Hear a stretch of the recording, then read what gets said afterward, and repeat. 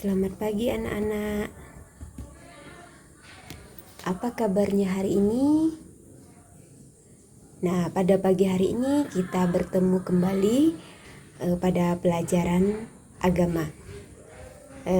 Pada hari ini apakah ada yang tidak masuk? Ya, kalau masuk semua, kita lanjutkan dengan pelajaran. Siapa yang masih ingat pelajaran minggu yang lalu yang baru saja kita lewati? Nah, di sini kita akan memulai materi yang baru, yaitu tentang hak dan kewajiban kita sebagai anggota gereja. Sebelum kita memulai pelajaran, marilah kita mengawali semua kegiatan kita pada pagi hari ini dengan doa pembukaan. Dalam nama Bapa dan Putra dan Roh Kudus. Amin. Allah Bapa yang Maha Kasih, tanamkanlah sikap cinta kasih-Mu dan kebijaksanaan dalam hati kami, agar kami mampu memahami dan melaksanakan hak dan kewajiban sebagai anggota gereja, sehingga kami dapat melaksanakan tugas perutusan Putra-Mu dengan penuh sukacita. Semua doa ini kami haturkan kepada pengantaraan-Mu demi Kristus Tuhan dan Juru Selamat kami. Amin. Dalam nama Bapa dan Putra dan Roh Kudus. Amin. Anak-anak, tadi di awal sebelum doa pembuka, Ibu sudah menyampaikan bahwa hak dan kewajiban kita sebagai anggota gereja, di mana tujuan pembelajaran yaitu memahami ajaran gereja dan kitab suci dan 5 perintah gereja tentang hak dan kewajiban umat beriman Kristiani, dan mampu membangun sikap menghargai hak dan kewajiban dalam hidup sehari-hari. Nah, sekarang kita perhatikan dalam Injil Markus. Kita baca, buka kitab suci kita masing-masing dari Injil Markus bab 10 ayat 35 sampai 40.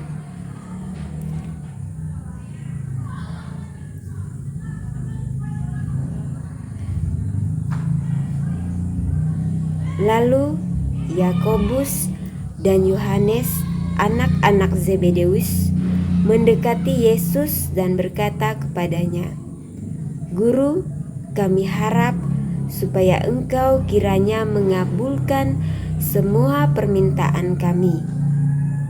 Jawabnya kepada mereka, "Apa yang kamu kehendaki aku perbuat bagimu?"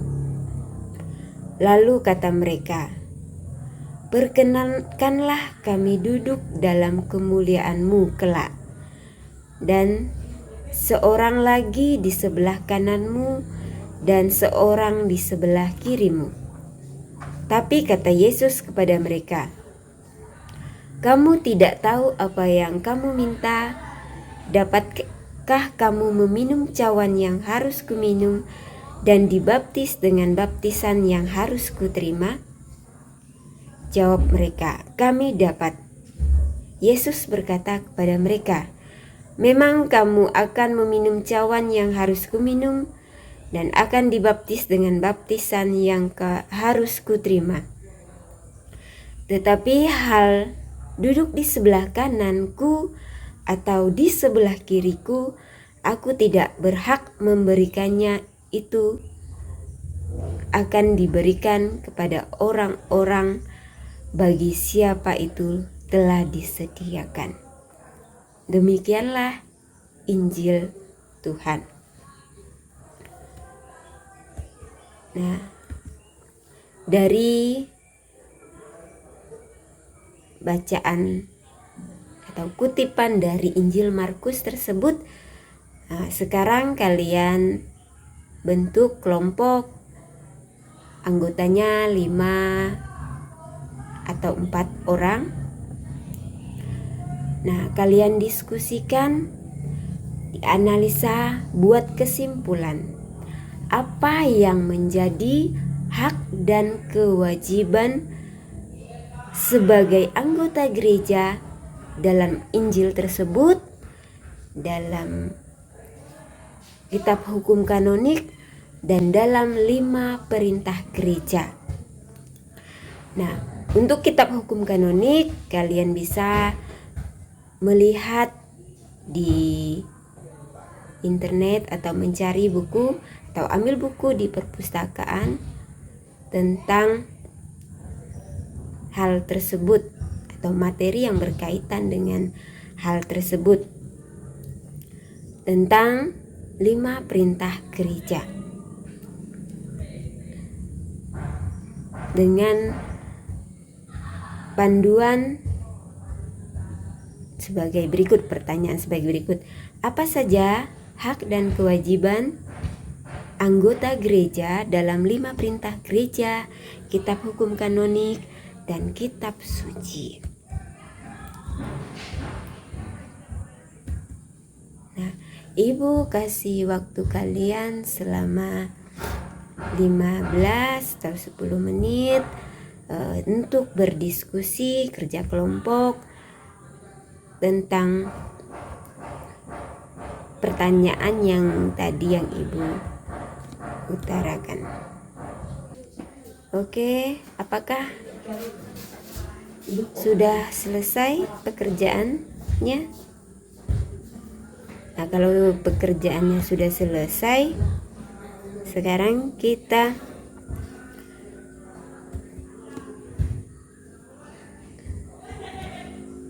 presentasikan pekerjaan kalian, dibacakan di depan kelas, presentasikan depan kelas, dan kelompok lain menanggapi presentasi tersebut.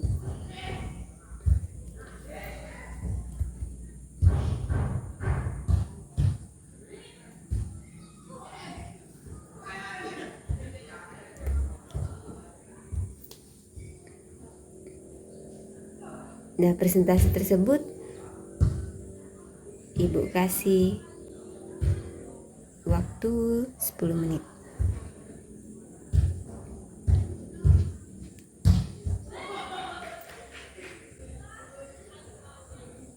Anak-anak, kewajiban kita sebagai anggota gereja yaitu menurut atau hidup sesuai dengan ajaran atau perintah gereja Katolik dan hidup sesuai dengan hukum utama Kristus. Nah, di sini yang pertama, hidup sesuai dengan hukum utama Kristus, yaitu hidup penuh dengan kasih yang telah memberikan hukum utama dan harus ditaati oleh murid-muridnya, yaitu hukum kasih. Ini Injil ini juga ada kaitannya dengan hak dan kewajiban kita sebagai anggota gereja yang selain dalam Injil Markus 10:35-40 tersebut. Nah, di sini dikatakan yaitu hukum kasih. Kasihilah Tuhan Allahmu dengan segenap hatimu dan dengan segenap jiwamu dan dengan segenap akal budimu.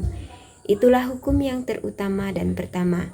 Dan hukum yang kedua yang sama dengan itu ialah kasihilah sesamamu manusia seperti dirimu sendiri. Itu yang terdapat dalam Matius bab 22 ayat 37-39.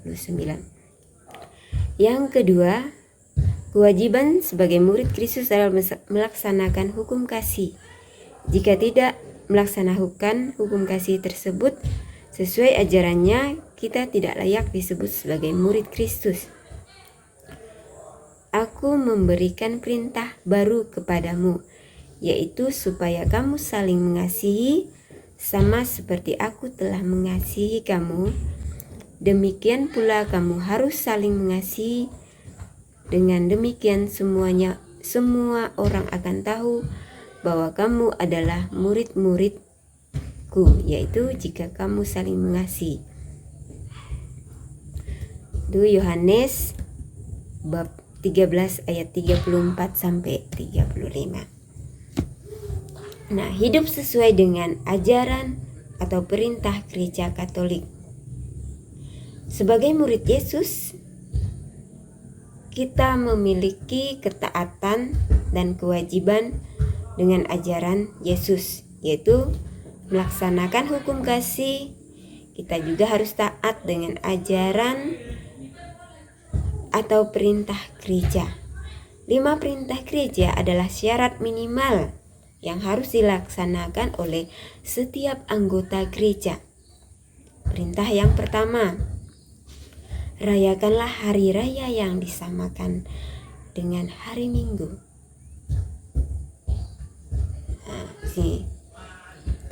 Yang kedua, ikutilah perayaan Ekaristi pada hari Minggu dan hari raya yang diwajibkan, dan janganlah melakukan pekerjaan yang dilarang pada hari itu. Yang ketiga, berpuasalah dan berpantanglah pada hari raya yang ditentukan. Yang keempat, mengaku dosa sekurang-kurangnya sekali setahun. Yang kelima, sambutlah tubuh Tuhan pada hari raya Paskah. Nah, yang kedua,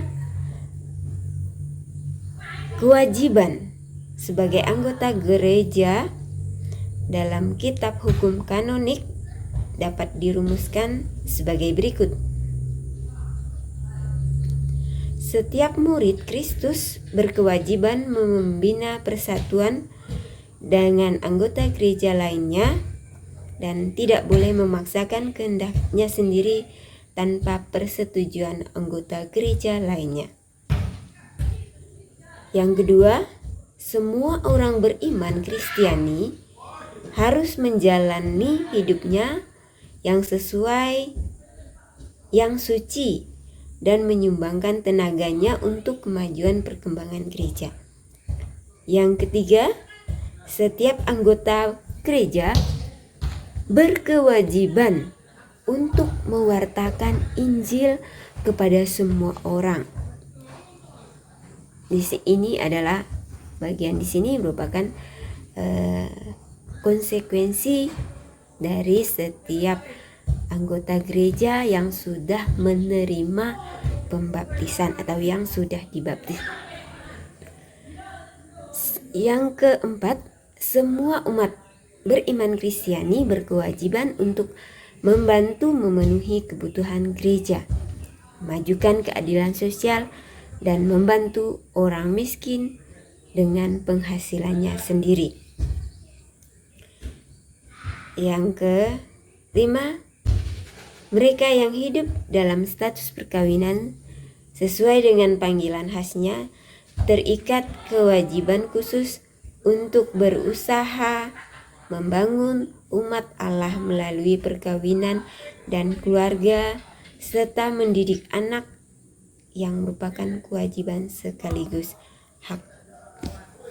Nah, di sini bisa disimpulkan secara ringkas kewajiban kita sebagai anggota gereja sebagai berikut. Yang pertama, meningkatkan hidup doa, sakramental, dan hidup moral. Nah, di mana yang pertama, hidup doa adalah doa dihayati dengan ungkapan hati kita secara jujur kepada Allah. Nah, anak-anak, siapa yang rajin berdoa?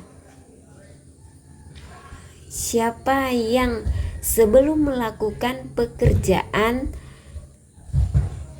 berdoa terlebih dahulu? Nah, di sini dikatakan bahwa hidup doa. Nah, ungkapan syukur kita atas kebaikan Allah mendorong kita untuk dapat mensyukuri sekecil apapun anugerah Allah. Bahkan dalam peristiwa yang kurang menyenangkan pun kita harus berdoa. Kita mesti dapat mensyukurinya. Nah, di sini ditekankan kepada kita, doa tidak hanya kalau kita ada atau melaksanakan atau dalam keadaan suka saja, tetapi berdoa juga kalau kita ada dalam keadaan kesusahan. Kita juga harus berdoa bersyukur. Mungkin dari musibah yang kita atau semua alami, ada kebaikan di dalam musibah tersebut. Yang kedua, hidup sakramental adalah semakin menghayati perayaan sakramen sebagai daya guna bagi kita. Karena daya sakramen tidak bergantung dari kesucian pribadi pelayannya. Buah dari sakramen itu tergantung dari disposisi yang menerimanya. Nah, hidup daya dalam perayaan sakramen.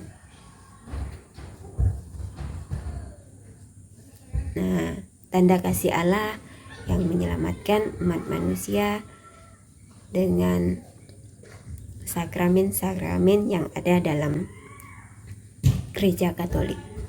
Yang ketiga, hidup moral adalah berusaha mengarahkan hidup kita kepada karya kebijaksanaan ilahi, mengikuti cara-cara dan aturan yang menuntun hidup manusia kepada kebahagiaan yang dijanjikan, serta tidak melakukan perbuatan-perbuatan yang dapat menjauhkan kita dari cinta kasih Allah. Nah, itu secara yang kedua, terlibat secara aktif dalam berbagai bidang karya gereja. Melaksanakan kewajiban gereja bukan pertama-tama karena takut adanya sanksi dari gereja, melainkan agar iman kita semakin tumbuh dan berkembang demi pengabdian kita kepada Allah dan pelayanan kepada sesama. Nah, di sini yang pertama, bidang liturgi. Mendapatkan pelayanan rohani. Nah, yang pertama tadi, hak anggota gereja dalam bidang liturgi. Yang pertama, mendapatkan pelayanan rohani. Anak-anak, coba menurut kalian pelayanan rohani itu seperti apa? Yang kedua, pelayanan sakramen. Yang ketiga, mengadakan ibadat sesuai dengan ritus yang ditetapkan. Nah, itu hak anggota gereja dalam bidang liturgi. Yang kedua, hak anggota gereja di bidang pewartaan. Yang pertama, ikut serta mewartakan Injil merupakan hak sekaligus kewajiban. Yang kedua, memperoleh pendidikan Katolik. Itu di bidang pewartaan. Yang ketiga, bidang kebebasan. Hak untuk berserikat. Yang kedua, hak mengemukakan pendapat. Yang ketiga, hak untuk memilih status kehidupan. Nah,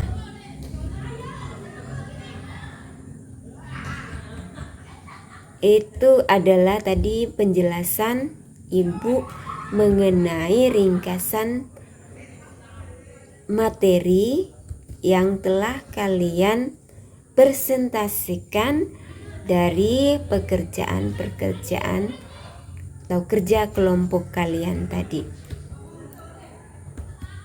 Nah, anak-anak sekalian, apakah ada yang ditanyakan atau ada pertanyaan?